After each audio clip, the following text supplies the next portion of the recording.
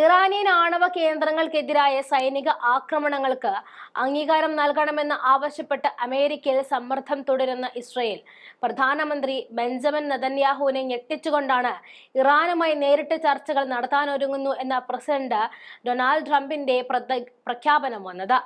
ചർച്ചകൾക്കുള്ള അമേരിക്കയുടെ ആഹ്വാനങ്ങൾ ഇറാൻ നേരത്തെ തന്നെ നിരസിച്ചിരുന്നതാണ്. മാർച്ച് 7-ന് വൈറ്റ് ഹൌസിൽ വെച്ച് ഇസ്രയേൽ പ്രധാനമന്ത്രി ബെഞ്ചമിൻ നെതന്യാഹുവിനൊപ്പം നടത്തിയ കൂടിക്കാഴ്ചയിലായിരുന്നു ട്രംപ് ഈ പ്രഖ്യാപനം നടത്തുന്നത്. ഒരു കരാർ ഉണ്ടാക്കുന്നതാണ് നല്ലത് എന്ന നിലപാടിലായിരുന്നു ട്രംപ് നിലവിലുള്ളത്.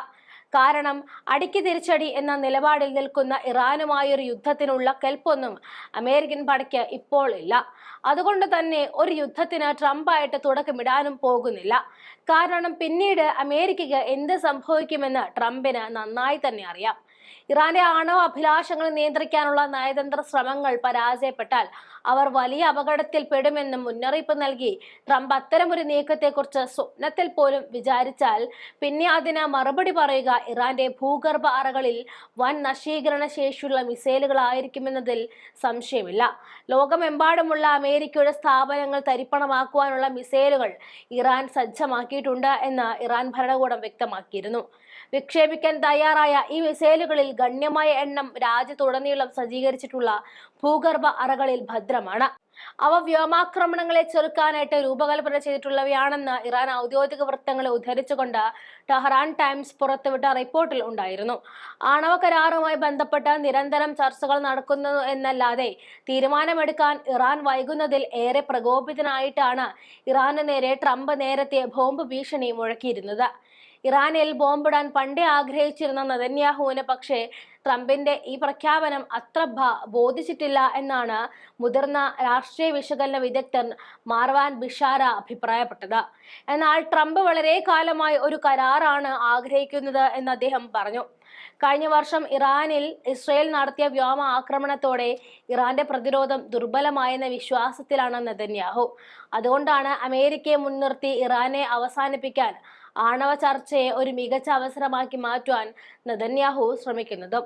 പക്ഷേ യഥാർത്ഥത്തിൽ ലോകത്തിലെ മറ്റു രാജ്യങ്ങളുമായി വ്യാപാര യുദ്ധങ്ങൾ നടക്കുമ്പോൾ പോലും ഇറാനുമായി ഒരു യുദ്ധത്തിൽ ഏർപ്പെടാൻ ട്രംപ് ആഗ്രഹിക്കുന്നില്ല എന്നും ബിഷാര കൂട്ടിച്ചേർത്തു. അതേസമയം ഇറാന്റെ ആണവ പദ്ധതിയെക്കുറിച്ച് അമേരിക്കയുമായി നേരിട്ട് ചർച്ചകൾ നടത്തുവാനുള്ള സാധ്യതയെ അർത്ഥശൂന്യം എന്നാണ് ഇറാൻ വിദേശകാര്യമന്ത്രി അബ്ബാസ് അരാങ്ചി വാരാന്ത്യത്തിൽ വിശേഷിപ്പിച്ചതും. ഇറാന്റെ പരമോന്നത നേതാവായ അയത്തുള്ള അലി ഖമേനിക്ക് അയച്ച കത്തിൽ രാജ്യങ്ങൾക്കിടയിൽ ഒരു ചർച്ച ഉണ്ടാകുമെന്ന് പ്രതീക്ഷിക്കുന്നതായിട്ട് ട്രംപ് പറഞ്ഞതിന് പിന്നാലെയായിരുന്നു അരാങ്ചിയുടെ പരാമർശവും വന്നത്. 2018 തന്റെ ആദ്യ ടേമിൽ ട്രംപ് 2015 ഇറാനും ലോകശക്തികളും തമ്മിലുള്ള ആണവ കരാറിൽ നിന്നും അമേരിക്ക പിന്മാറുകയും ഉപരോധ ഇളവുകൾക്ക് പകരമായി ഇറാന്റെ ആണവ പ്രവർത്തനങ്ങൾക്ക് കർശന നിയന്ത്രണങ്ങൾ ഏർപ്പെടുത്തിയിരുന്നു. തങ്ങളുടെ ആണവ പ്രവർത്തനങ്ങൾ സിവിലിയൻ ആവശ്യങ്ങൾക്ക് മാത്രമുള്ളതാണെന്ന് ഇറാൻ പറയുന്നു.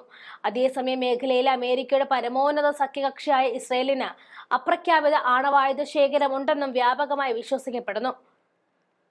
ഗാസയിലെ യുദ്ധക്കുറ്റങ്ങൾക്ക് അന്താരാഷ്ട്ര ക്രിമിനൽ കോടതി അറസ്റ്റ് വാറന്റ് പുറപ്പെടുവിച്ച നെതന്യാഹുവിന്റെ സമക്ഷത്തു നിന്നും തന്നെയായിരുന്നു ഗാസയിലെ യുദ്ധം ഉടൻ അവസാനിക്കുമെന്ന് ട്രംപ് അഭിപ്രായപ്പെട്ടത് എന്നുകൂടി ഓർക്കണം.